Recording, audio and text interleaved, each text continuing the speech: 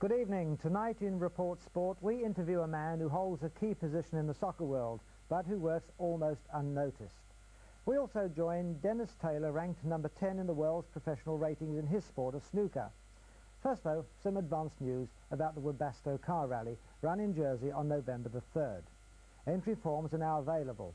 For details, drivers are asked to contact Elaine Lecornu, Croix de Bois, Five Oaks. Well, meanwhile, St Albans Bay is likely to be busy over the weekend. St Helier Yacht Club regatta starts today and continues tomorrow and Sunday. And the argument over the inter-insular powerboat race timed for tomorrow evening continues. The race will take place, and the organisers hope that Guernsey entrants will take part. The Guernsey club said they would boycott the race after it's alleged the Jersey club failed to turn up to a meeting to discuss course safety and other arrangements.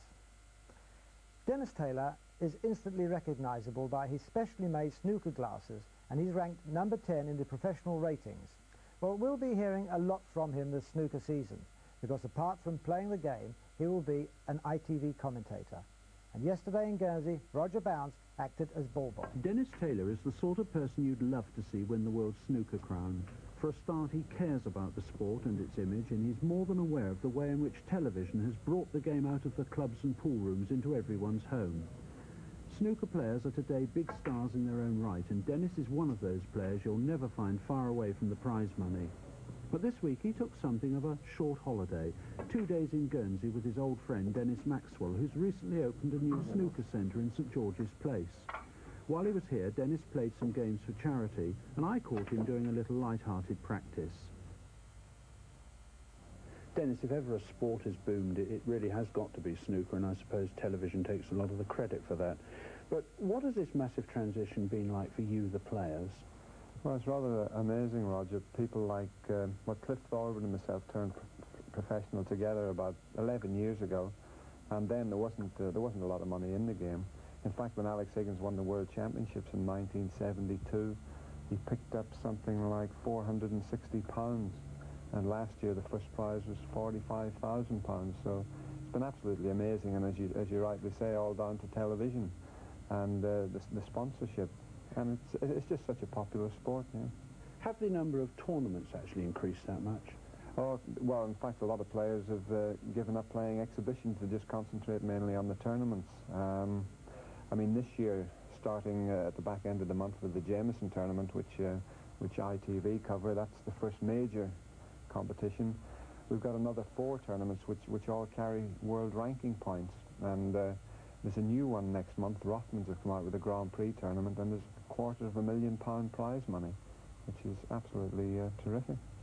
Well, you've all become very well-known household stars now, big stars. I mean, has this affected you in any way? Does it make you busier? Or? Well, you're sort of busy anyway. As I say, a lot of players have cut out playing the exhibitions, which you used to do quite a few of. But, yeah, I think people relate to the players, that they get so close to them when they're playing, and in our game they pick up every little detail. If you make a bad shot, you're right in the line of the camera, and you can't hide in a corner or anything. You're there in front of millions of people. And I think that people enjoy being so close to the player. Has it spoilt the game in any way? No, I don't think so. The professionals that we have they're mainly all a terrific bunch of people, and great professionals, and work at the game, and they realise that the game has got a very good image, and we've got to keep it that way. I noticed that just at the moment world champion Steve Davis is having a fairly rough time out in the Far East. Is this likely to affect him when he comes back to the big championship time? Knowing Steve Davis, I don't think it'll make a lot of difference.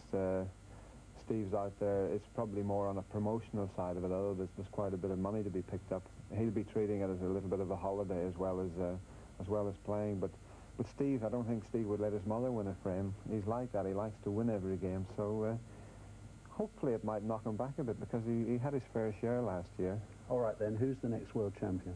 Well, I don't know who I'm going to beat in the final next year, but I hope you'd say that. There's a lot of players capable. There's about 10 or 12 players capable of winning it. It's just all about what happens on the day, and a little bit of luck comes into it as well. And what about some of these young players we see coming up now? Well, in fact, in last year's championship I played, well, probably the newest one, John Parrott, who's only 19, possibly going into his 20th year. And he's a terrific prospect. I mean, he's a brilliant player as it is. He beat Tony Knowles last year, and I had a very tough time beating him, so he could do very well this season. Well, I must let you get off and play some golf. Are you as good at potting the ball in that direction? I wish I could play golf as well, but a lot of us enjoy playing golf in the summertime, and we play on a lot of charity events, which is enjoyable, and it gets us out in the fresh air. And in fact, last night was my first exhibition of the season, so and it was a pleasure to play over here. Dennis Maxwell and Corin here have got a super little club, and I've known them for many years back in the UK, and we had a smashing night. The lads that played were terrific, and the crowd were good. We had a lot of Irish jokes flying around, and they seemed to enjoy them. Yeah. Perhaps I should say before you go off and play golf that you don't wear glasses, those glasses for golf. I've got a bigger pair for golf, Roger. No, these are just purely for snooker, that's all. And very famous glasses too. Yeah, well, they've sort of helped a great deal. I can see how far I'm missing the balls by now. Well, thanks a lot, and good luck for the coming season. Thank you, Roger.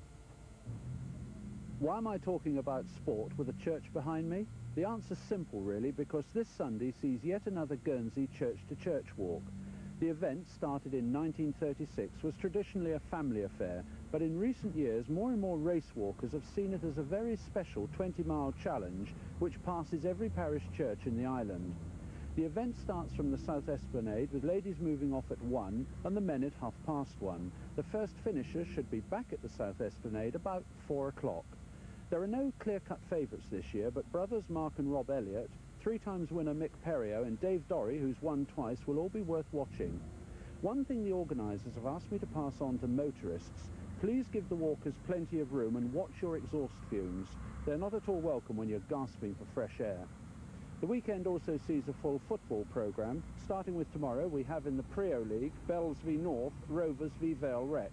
Railway League, Vale Rec v Sylvans, Rangers v Police. Youth Division 1, Rangers v Rovers and St Martin's versus the North. Sunday in the Prio League, Sylvans v St Martin's. Railway League, North v St Martin's and Rovers v Bells.